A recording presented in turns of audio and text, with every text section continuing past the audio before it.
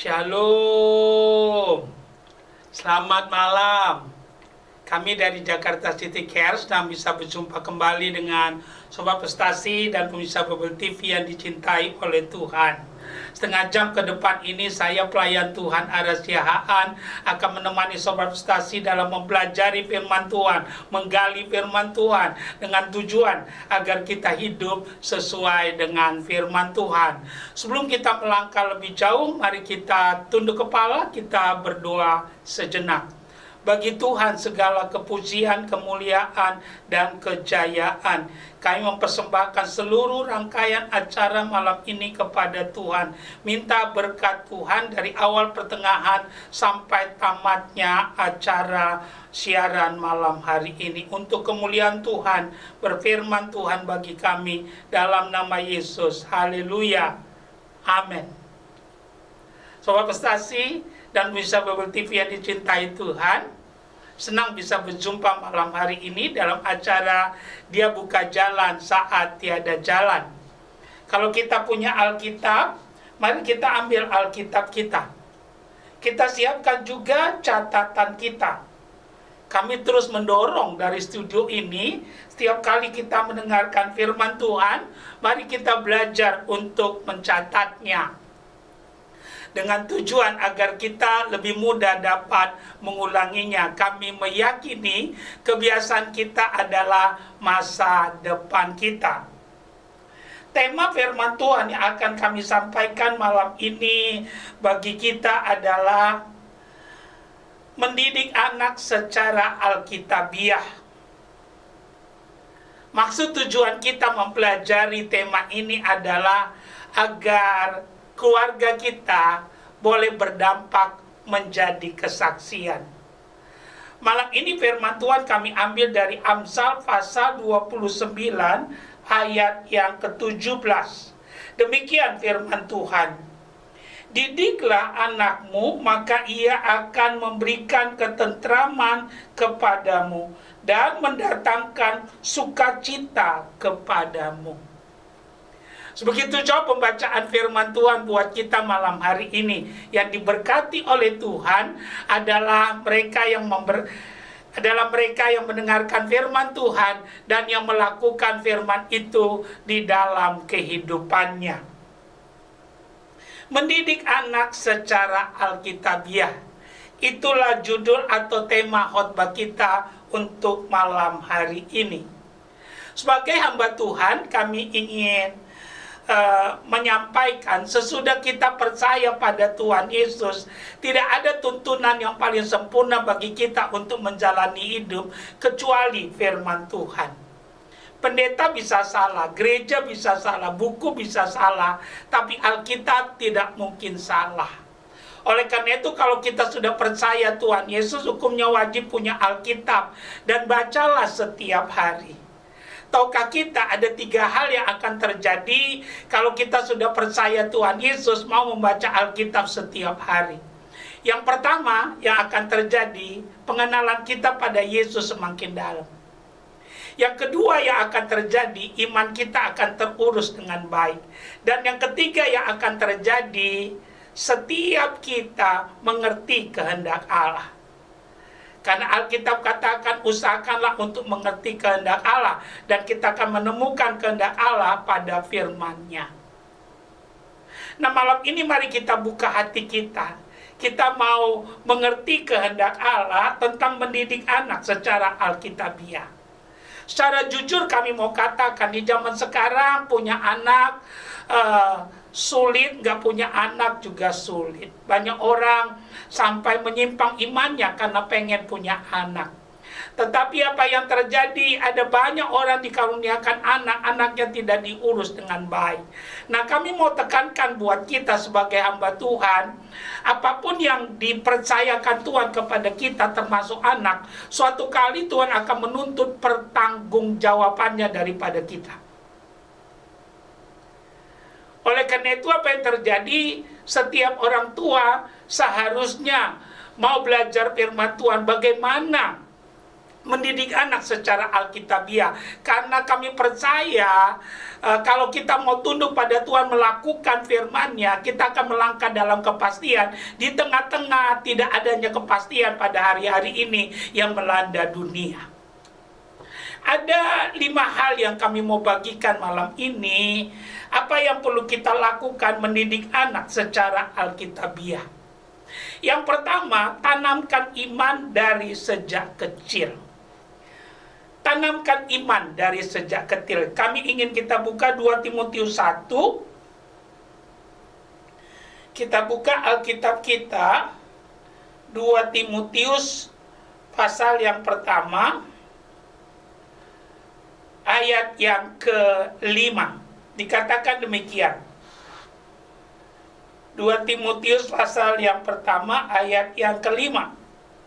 Dikatakan demikian, sebab aku teringat akan imanmu yang tulus ikhlas, yaitu iman yang pertama-tama hidup di dalam nenekmu Lois dan di dalam ibumu Eunike, dan yang aku yakin hidup juga di dalam dirimu. Jadi mendidik anak secara alkitabiah, yang pertama, tanamkan iman dari sejak kecil. Mari kita praktekkan ini. Tanamkan iman. Warisan yang memiliki nilai kekekalan adalah iman.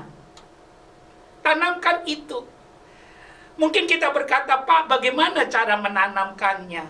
Yang pertama, perkenalkan anak kita kepada Tuhan Yesus dari sejak kecil. Bawa dia beribadah. Bacakan firman Tuhan. Kalau itu yang kita lakukan, kami percaya dari sejak kecil dia sudah mengenal Tuhan, dan itu modal dalam kehidupannya. Percaya atau tidak, apapun yang kita tidak urus tidak akan pernah jadi baik. Oleh karena itu, apa yang terjadi, tidak ada kata terlambat. Mulailah. Ada banyak kita orang tua, kalau kita bicara tentang tanamkan iman dari sejak kecil, ya banyak kita menganggap remeh, mencibirkan, bahkan kita sering berkata mereka masih terlalu kecil. Percaya atau tidak, kita sedang berlomba dengan dunia. Dunia juga sedang menanam. Dan kita tahu sekarang dengan kemajuan teknologi apa yang terjadi, ya dunia juga sedang menanam benih-benih. Oleh karena itu, apa yang terjadi jangan sampai terlambat. Tanamkan iman. Timotius jadi Timotius yang saleh, yang melayani Tuhan dari sejak masa mudanya, itu tidak seperti membalikan tangan. Itu hasil dari taburan yang dilakukan oleh ibunya, ya, oleh neneknya. Sehingga apa yang terjadi? Timotius jadi manusia Kristus yang seutuhnya. Walaupun dia muda, dia berbeda dengan orang muda kebanyakan, di mana dia boleh menjadi berkat, menjadi teladan, dan Yesus dipermuliakan. Lihatlah dunia di mana kita hidup pada hari-hari ini. Kejahatan yang dilakukan oleh anak-anak semakin luar biasa.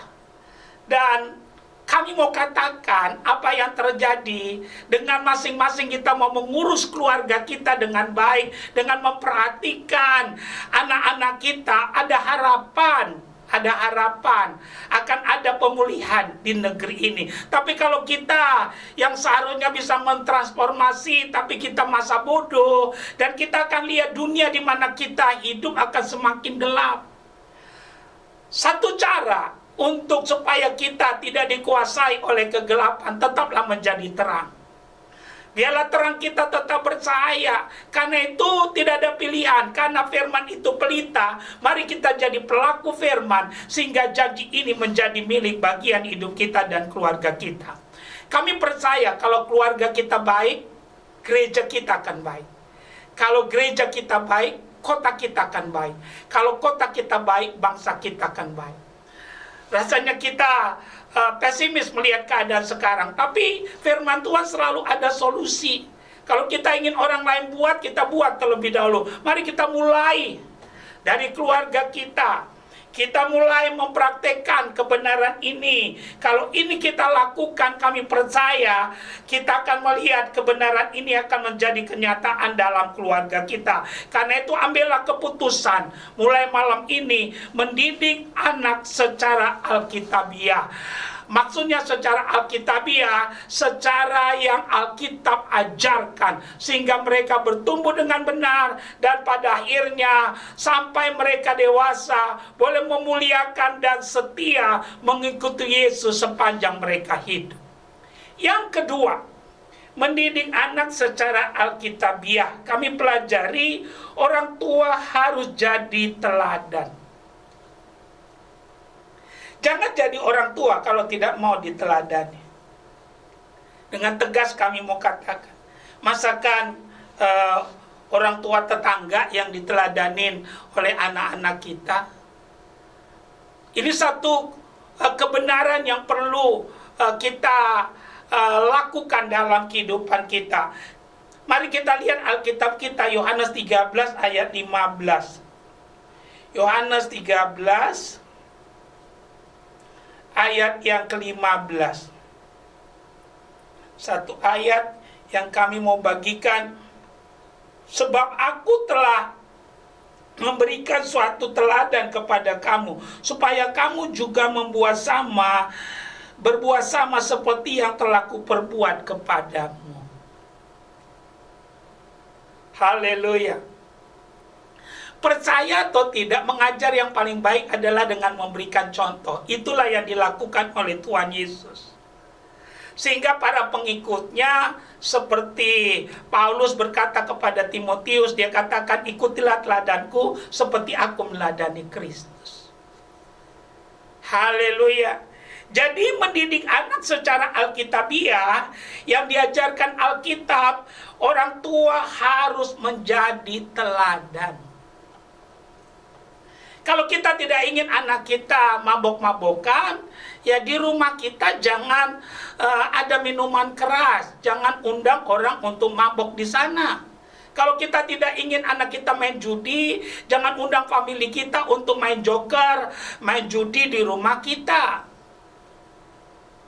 Percaya atau tidak, semua orang dipengaruhi oleh apa yang dia lihat, dia dengar, dan dia baca. Yang positif masuknya demikian, yang negatif juga demikian. Oleh karena itu apa yang terjadi? Ayo, lihatlah dunia di mana kita hidup. Kita hidup dalam dunia yang semakin sulit menjadi teladan. Oleh karena itu, biar kebenaran ini boleh ada dalam keluarga kita. Jadi kalau kita ingin mendidik anak kita secara alkitabiah, orang tua harus jadi teladan. Kalau engkau tidak ingin anakmu narkoba, ya jangan makan narkoba. Kalau engkau ingin anakmu tidak merokok, ya jangan merokok. Sederhana saja. Tahukah kita, ada dua hal yang sangat besar mempengaruhi hidup manusia. Yang pertama lingkungan. Lingkungan itu mempengaruhi itu 55%. Jadi hidup ini tidak ada yang netral. Kalau tidak dipengaruhi, kita mempengaruhi 55%. Pendidikan mempengaruhi orang hanya 38%. Bayangin kalau anak kita lingkungannya begitu buruk, apa yang akan terjadi, apa yang dia serap pada akhirnya. Oleh karena itu kami mau katakan, tidak ada kata terlambat. Orang tua harus jadi teladan. Ya, kalau kita tidak ingin anak kita berdusta, anak kita berbohong, anak kita korupsi, mari kita mulai dari orang tua. Sehingga apa yang terjadi, mereka punya panutan. Percaya atau tidak, dalam membentuk karakter perlu ada contoh. Haleluya. Dan orang tualah contoh yang paling ideal. Karena itu kami mau tekankan buat kita, ayo praktekkan kebenaran ini, nama Tuhan akan dipermuliakan. Menurut kami dan kami percaya ini benar, sebenarnya orang Indonesia, orang Inggris, orang Eropa, ya sebenarnya sama aja. Ya, yang membuat perbedaan adalah keputusan kita, tujuan hidup kita, lingkungan kita. Itu yang membuat perbedaan. Andai kata kita kita mau mengajar sesuai dengan firman Tuhan, kami percaya rencana Tuhan tidak akan pernah gagal. Tahukah kita, Tuhan punya rencana yang besar buat anak-anak kita. Alkitab katakan, anakmu, anakku, anak kita, Tuhan rencanakan seperti tunas pohon zaitun di sekeliling meja. Apa artinya tunas pohon zaitun di sekeliling meja? Membawa keharuman bagi nama Tuhan. Tapi kalau kita perhatikan di zaman sekarang, anak-anak bukan membawa keharuman, tapi membawa bau amis, membuat malu. Tidak sedikit orang tua yang pada akhirnya ia menangis karena kelakuan anaknya, karena malu, karena perbuatan anaknya. Dan kami mau katakan, tidak ada kata terlambat. Mari kita memulainya. Kalau kita mau memulainya, ada harapan. Karena Tuhan tidak pernah gagal menggenapkan janjinya bagi setiap kita. Mungkin kita berkata, Pak, tapi sudah hancur, Pak. Saya mau katakan, dia penjunan. Kita tanah liat. Kami mau katakan, dia penjunan, dia ahlinya. Dia tahu betul apa yang harus dia buat supaya keluarga kita dipulihkan, anak-anak kita dipulihkan, dan rencananya digenapi. Kerjakan bagian kita, Tuhan akan mengerjakan bagiannya. Yang ketiga, mendidik anak secara alkitabiah, didik dengan keseimbangan antara disiplin dan kasih.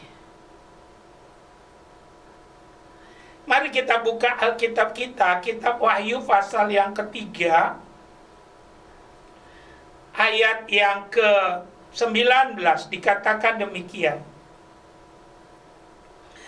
Barang siapa kutegur, ia kutegur dan kuhajar. Barang siapa kukasih, ia kutegur dan kuhajar. Sebab itu, relakanlah hatimu dan bertobatlah. Luar biasa ayat ini.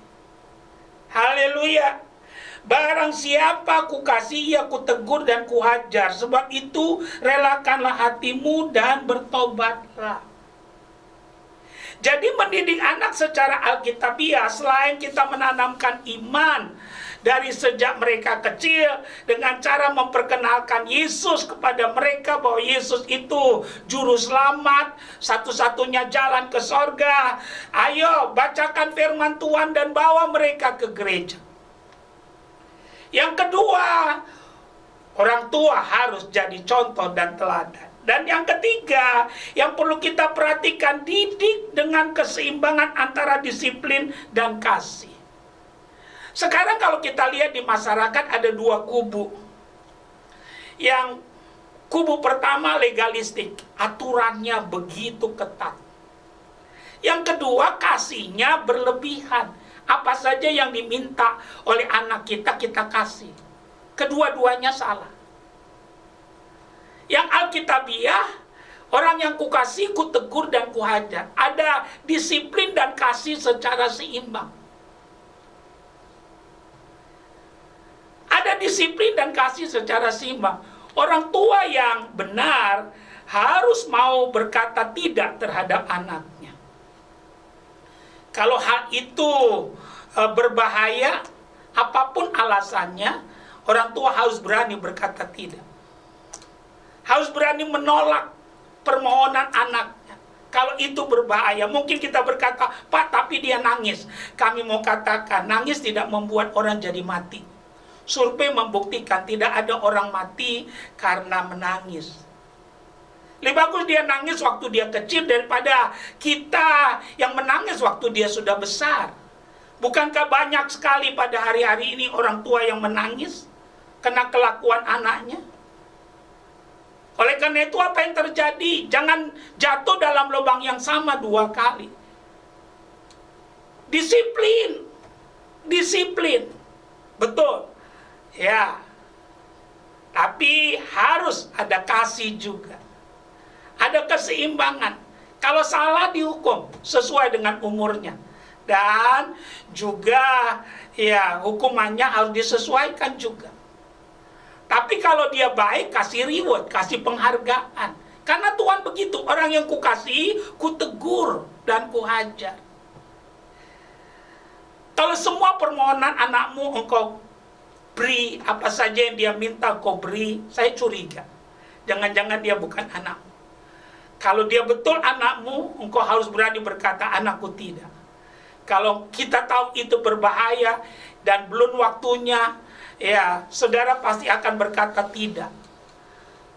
Mungkin dia akan terus mendesak. Saya mau katakan, dengar baik, segala sesuatu yang mudah didapat tidak dihargai.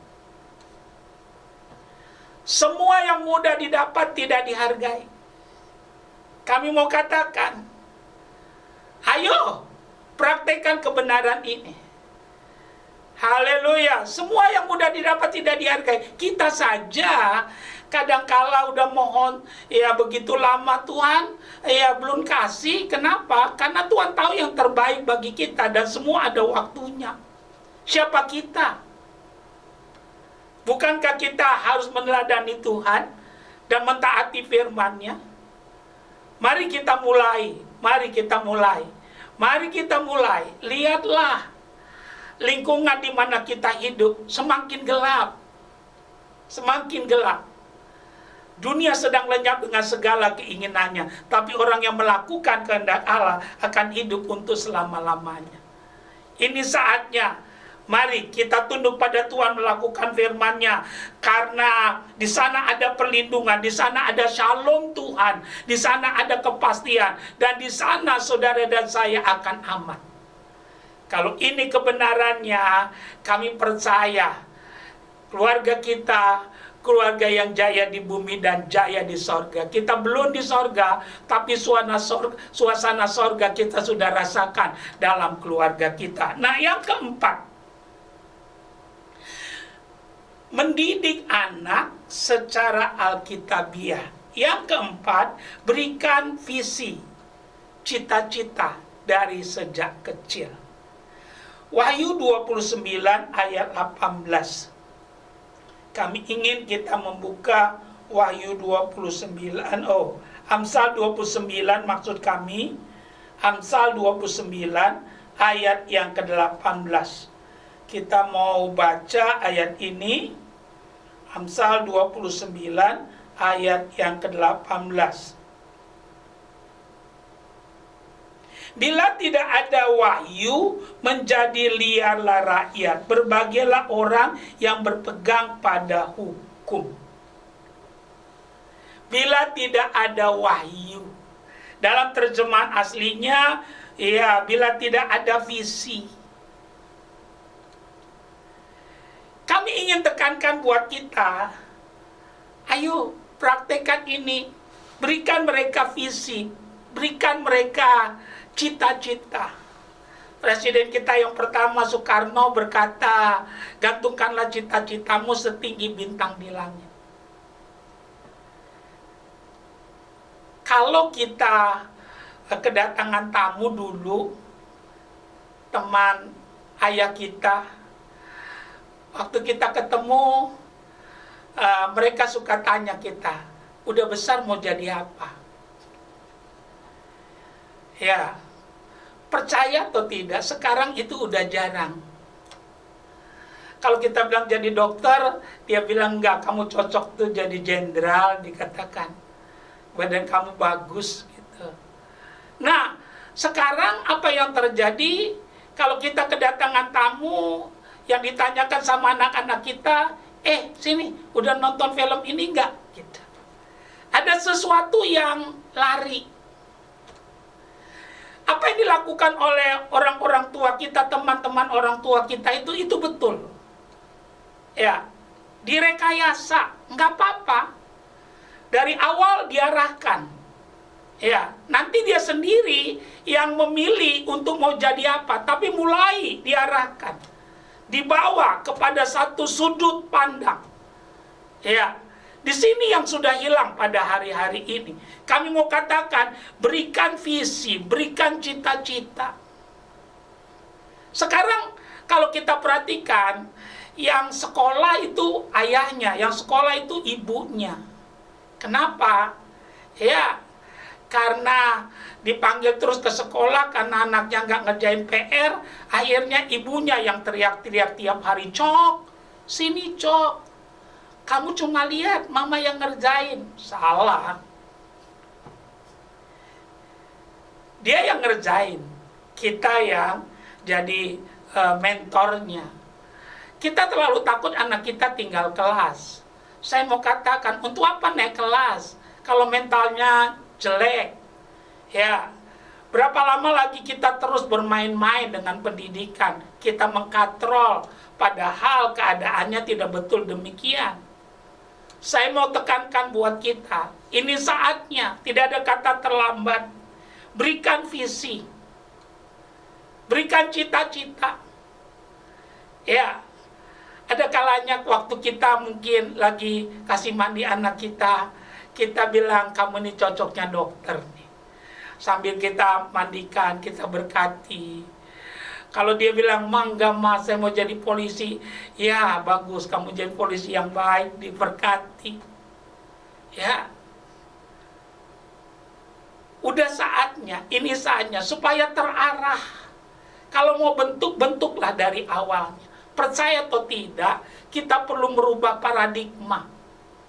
Ya, kita perlu, percaya atau tidak, hidup kita buah pikiran kita. Ya, hidup kita ini buah pikiran kita. Karena itu, ayo, drive, mulailah, taruh visi, rekayasa.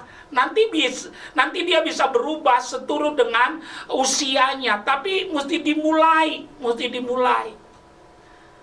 Ya, cerita tentang Yusuf. Walaupun dia minoritas, akhirnya dia jadi di Mesir. Cerita tentang Daniel, supaya ada visi. Kami mau tekankan buat kita, kalau ini ada, kami percaya nama Tuhan akan dipermuliakan. Nah, yang terakhir, kami ingin kita memperhatikan kebenaran ini, mendidik anak secara alkitabiah. Yang kelima, impartasi berkat ucapan kata-kata iman. Ya, impartasi berkati ucapkan kata-kata iman. Ya, impartasi, tanam. Alkitab bilang dalam Matius 18 ayat 18, kami ingin kita membukanya, nanti saya akan membacanya. Matius 18 ayat 18, ini satu ayat yang luar biasa, yang kami ingin kita mengalaminya. Ya, dikatakan demikian. Aku berkata kepadamu, sesungguhnya apa yang kamu ikat di dunia ini akan terikat di sorga, dan apa yang kamu lepaskan di dunia ini akan terlepas di sorga. Impartasi, menabur bukan hanya dengan tangan, tapi dengan mulut. Ya, jangan kutuki anakmu. Jangan katakan anak bodoh, anak sial.